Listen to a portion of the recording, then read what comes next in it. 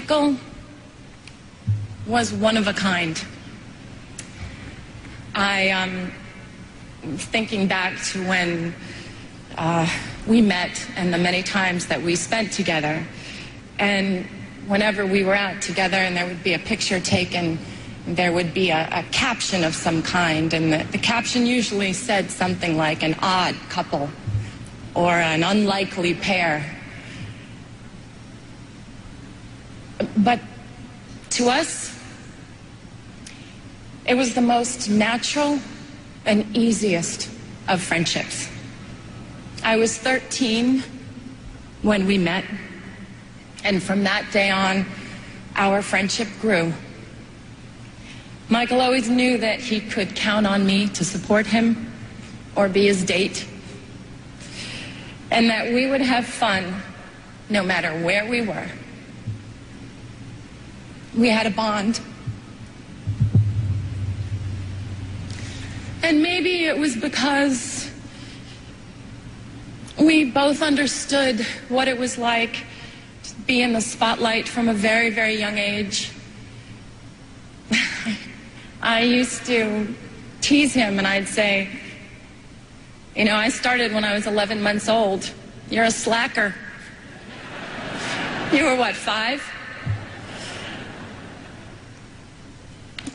Both of us needed to be adults very early. But when we were together, we were two little kids having fun. We never collaborated together.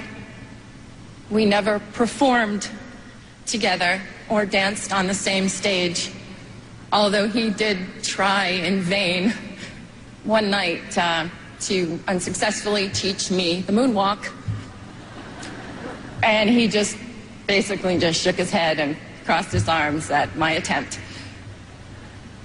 We never filmed a video or recorded a song, but what we did do was laugh.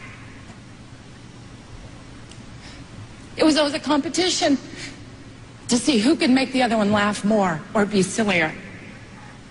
Michael loved to laugh. His heart would just burst out of him when he was laughing. He adored it when I did silly imitations or told him stories about my life. MJ's laugh was the sweetest and purest laugh of anyone's I had ever known. His sense of humor was delightful, and he was very mischievous. I remember it was the night before Elizabeth Taylor's wedding, and he had called me prior and asked if I would join him. He didn't want to be alone for all the festivities. And it was the night before the big day, and Michael and I tried to sneak in to get the first peek of the dress. And we were just giggling like crazy, and we almost passed out in hysterics when we realized that Elizabeth was actually asleep in the bed. We thought she was in an entirely different room. And we had to laugh and sneak out. Then at the point of the wedding, when there was the first dance, basically we had to joke that we were the mother and father of the bride. Yes, it may have seemed very odd to the outside, but we made it fun and we made it real. When he started wearing the glove, I was like, what's up with the glove? I was like, look, if you're going to hold my hand, it better be the non-gloved one, because sequins really hurt me. He would dig in. He'd just shake his head and he would just smile. He loved to be teased. Seeing him smile made you feel like everything was going to be all right. To the outside world, Michael was a genius with unchallenged ability. To the people who were lucky enough to know him personally, he was caring and funny, honest, pure, non-jaded, and he was a lover of life. He cared so deeply for his family and his friends and his fans.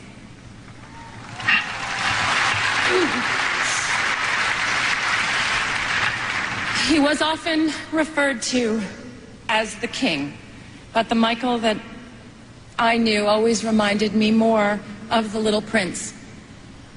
Thinking of him now, I'd like to share a passage from the book. What moves me so deeply about this sleeping prince is his loyalty to a flower. The image of a rose shining within him like the flame within a lamp, even when he's asleep. And I realized he was even more fragile than I had thought. Lamps must be protected. A gust of wind can blow them out. Michael's sensitivity was even more extraordinary than his talent. And his true truth resided in his heart. As the little prince also said, eyes are blind. You have to look with the heart. What's most important is invisible. Michael saw everything with his heart. To his family, his brothers and sisters, Catherine, Joe, and to his children, Prince, Paris, Blanket, my prayers are with you.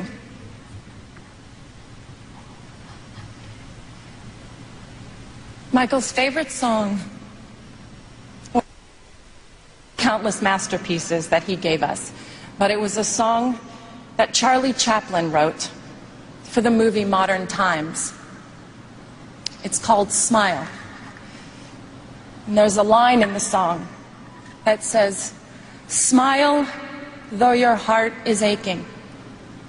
Today, although our hearts are aching, we need to look up where he is undoubtedly perched in a crescent moon, and we need to smile.